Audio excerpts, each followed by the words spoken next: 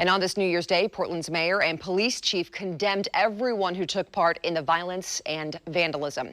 Our Fox 12's Drew Marine is showing us some of the damage left behind and sharing today's message from our city leaders. Drew? That's right. Police say protesters tried to break into the Justice Center last night but were unsuccessful. And today, city leaders stepped up to say that this destruction needs to end. Around 100 protesters met in Chapman Square New Year's Eve, causing a riot to be declared around 11 p.m. Portland police say they threw at least 2 Molotov cocktails and launched several commercial fireworks at both the federal courthouse and Justice Center.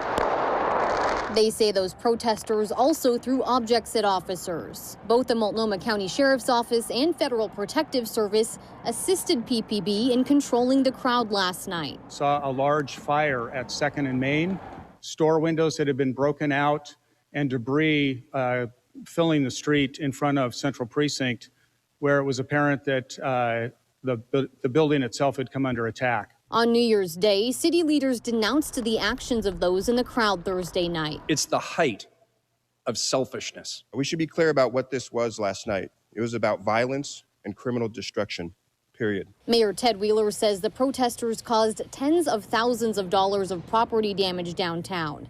Now Wheeler says he's committing to 3 things. First, I'm calling on our federal, our state, our county, and our local law enforcement partners to convene with me to develop clear plans to address anarchist violence. Secondly, he wants the state legislature to get involved. To increase penalties for people who repeatedly engage in criminal destruction and vandalism, to ensure that they can be held accountable for the cumulative impact of their illegal actions.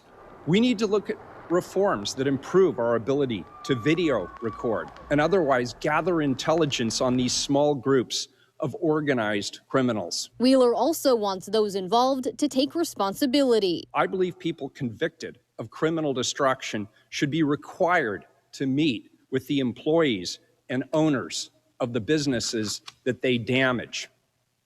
These people need to hear and to understand the social and human consequences of their irresponsible actions. We reached out to the governor's office today about Wheeler's proposal to involve the state legislature in his goals, but no one was available to provide a comment today. Live in Southeast Portland, Drew Marine, Fox 12 Oregon.